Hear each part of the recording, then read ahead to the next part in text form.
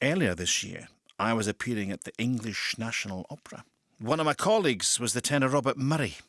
Now, I remember talking to him about this work that we're about to hear, Handel's Passion. Now, he was going to be singing The Evangelist, and I was absolutely intrigued because I had never heard of it before. Well, he performed it on Good Friday in London with his superb cast, with the Academy of Ancient Music and Richard Egar directing. And I'm happy to say that this remarkable work has been recorded and it's been released on their own label. I'm going to be joined by the Chief Executive of the Academy of Ancient Music, Alexander van Ingen, after we hear this, the opening sinfonia from Handel's Brockes-Passion.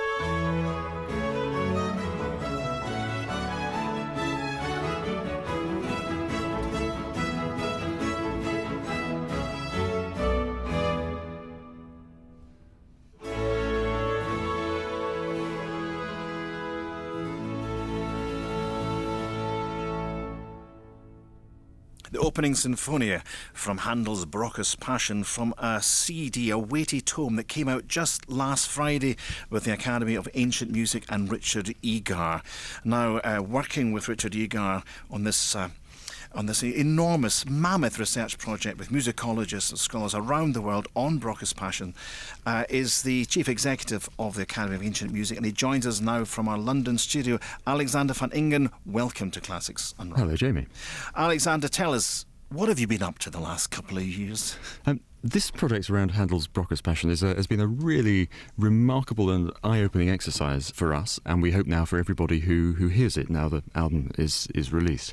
Handel's Brockes-Passion is one of his really major works, and it's very surprising that nobody really knows, certainly in the UK, nobody really knows that this work exists or that he wrote it. It's one of his three big religious works. Of course, we all know The Messiah, that he wrote for an Anglican audience in the 1740s. Most people will probably know his La Resurrezione, written for an Italian Catholic audience in 1708. Mm-hmm. But between those two big works, he wrote a passion text set for a Lutheran audience, his own sort of Lutheran audience in Germany, based on a text by Barthold Heinrich Brockes, the great German poet. And this is a work which is quite shocking. The text is visceral and gory and bloody and gutsy. And it's an important work because it inspired Bach to write the St. John Passion, and Bach quotes from the Handel in his own St. John that he wrote 10 years later. Wow, so this comes before the Bach. It certainly comes before the Bach. And not only that, but Bach liked this work so much that he wrote out a copy of the Brockes-Passion himself with some help and performed it in Leipzig before he had written the John and then the Matthew after that. Well, I find this so surprising because I love Handel. I've sung so much Handel over the years. But yes, I had not heard of the Brockes-Passion until earlier this year. And then getting the chance to hear these three CDs accompany me up and down from Aberdeen this week. I had a fantastic drive listening to it. Wonderful. Glorious music, and I'm really surprised I'd never heard it before. It's fantastic, and I'm sure you'll have recognised some of the music, because Handel, of course, is a master recycler. Yes. And 40-50% of Brockes-Passion exists in other forms in other Handel. Some of it he took from works he'd already written when he wrote it, and some of it he pinched from Brockes in later works and inserted melodies and tunes and devices. And, of course, he knew that having sent this work off to Hamburg to be performed 300 years ago this year in 1719. He knew it was highly unlikely it would be performed in the UK or in England as it was then, because we had a new German king, and art, high culture was not really a thing one did in England at the time. So he knew he could freely use these melodies in his works and nobody would really know.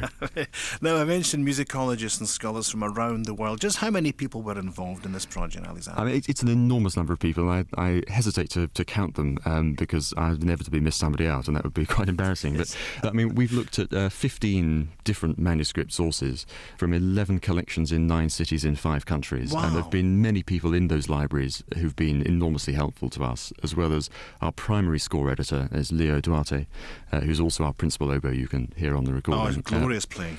Working alongside Richard Egal. And we've had various scholars from the universities of Cambridge, Oxford, King's College London, the Open University, as well as people in Stockholm and Berlin and Munich and Vienna helping us put this together. It's been an enormously collaborative effort, both musicologists and also, as you'll see, and there's a 220-page kind of lavishly illustrated book that goes with the recording, and that's for the quite sort of interesting tidbits and snippets and adverts from the original, from the Hamburg Relations Courier in the 1700s, advertising the various performances of this and similar works. And so there have been various scholars who are perhaps more interested in diaries or printed records than music as their field of research, who've also contributed to this enormous project. Well, let's just take a bit of a breather here and take all this in and actually listen to one of the 2 arias that you have chosen. This is the first one with Elizabeth Watts, fantastic soprano that Scottish audiences know very well from her appearances up here. Well, you tell us what we're going to hear. This setting of the text of the story of Christ by Brockes, it has all the biblical characters that you would expect: Christ, Peter, Judas, Mary, Pilate, and so on. But it also introduces a pair of allegorical characters, the daughter of Zion and the faithful soul. And the daughter of Zion, which is sung superbly here by Elizabeth Watts, has enormous extended solo scenes, and her character is one that actively presents and engages in the drama, not just commenting on it, but is part of it. And I think really she's supposed to represent, in a way, our conscience and how we might feel if we were there, how we might respond. And in this aria, she's previously sung about sinners, behold with fear and apprehension the monster of your sins, whose punishments and torments the Son of God can scarcely endure. And this is when Christ is on the cross and he's crying out, "My Father, my Father." And she then reacts to that and sings in this aria, "Break my heart, dissolve into tears as Jesus' body dissolves into blood. Hear his pitiful groans, see how his tongue and lips thirst. Hear his whimpering, his sighing, his longing. See how fearful he is." And she sings it with enormous passion. Let's have a listen to it now. This is the soprano Elizabeth Watts.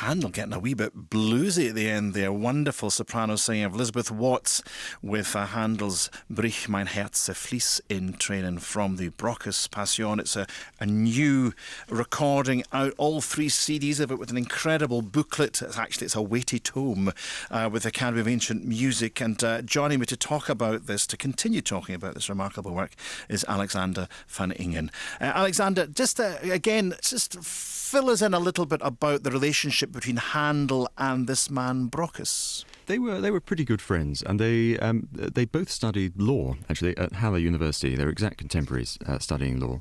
And after that, they went on, their versions of the Grand Tour. And Brockes came back from Italy and became a poet. Handel came back and decided he was going to be a composer. Brockes was quite a remarkable poet. He was one of the best-known German poets of his time. And in this libretto, rather than just taking a straight gospel story, like Bach takes of the St. John or the St. Matthew, Brockes writes his own libretto. It's freely paraphrased, it's versified, it's amplified, and it's highly dramatised, based on elements of all 4 Gospels. And that gives him enormous freedom to play with emotion and for character development. And that's something that then allows Handel, in turn, to respond with all his capacity, which is perhaps unrivaled amongst Baroque composers, to dramatise human character and evoke human feeling. Yes, when I think of Handel's music, you think, as you said that earlier, the Messiah and all these wonderful oratorios, but this is quite separate from any of the oratorios that he wrote. It's much more of an opera than an oratorio, because it is so dramatic. Bach is much more about the reported action and then reflection in between. And this Handel is intensely dramatic, and you really get to know the characters inside the music. So whereas in Bach it is reported that Judas betrays Christ, that Peter betrays him 3 times, and so on. In the Handel, you hear more from Peter and more from Judas after they've done that. You hear their remorse, their regret, and what they think should happen to them, because they're so upset at realising what they've done. Alexander, you have an incredible list of performers and singers in this album, including Elizabeth Watts. You've got our own Nicky Spence. And I see that every track seems to be sponsored by someone. How did you go about that? And actually, what was the overall cost? Because something like this is not a cheap thing. Well, the overall cost of the project nudges into 6 figures, because it's such an extraordinary amount of work to do to revisit a piece like this. And the only way we could fund that was to approach an enormous number of individuals, of generous individuals, to sponsor every aria, recit, chorus, trio that we have. Well, Alexander, you have one more aria, but love you to introduce. This time it's the countertenor Tim Mead. What are we going to hear? And tell us a little bit about it. Talking of Brockes and Handel's character development, this is Judas just after he has betrayed Christ, and he realises what he's done, and he's filled with remorse, and he sings in this aria, Las Disatat, he sings, "Do not leave this deed unavenged. Tear apart my flesh, crush my bones, you spirits of this cavern of torment. Punish my crime with flames, pitch and sulphur, so my damned soul suffers eternal torment."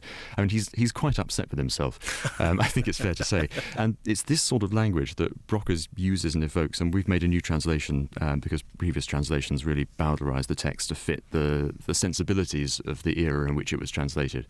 And we've made a very direct translation to showcase exactly how Brockes dives into the blood and the guts and the gore of the whole story, because it is not a pretty story. It is not a pretty story, but I have to say it's been absolutely fascinating talking to you. Thank you so much for coming on to Classics Unwrapped and telling us about Handel's Brockes-Passion. Alexander van Ingen, thank you for joining us, and let's hear Tim Mead now in this Judas aria.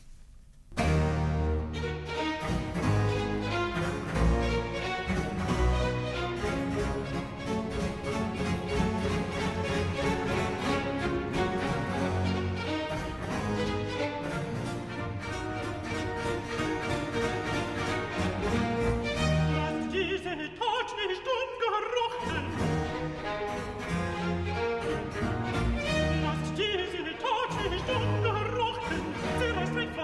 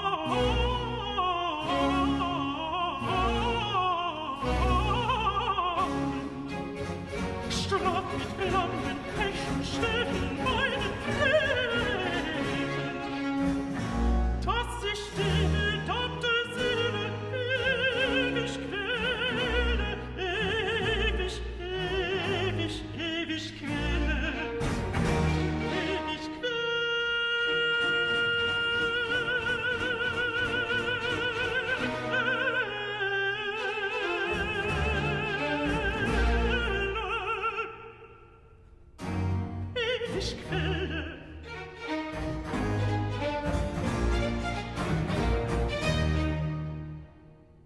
Tim Mead was the countertenor there in one of Judas's arias from Handel's Brockes-Passion.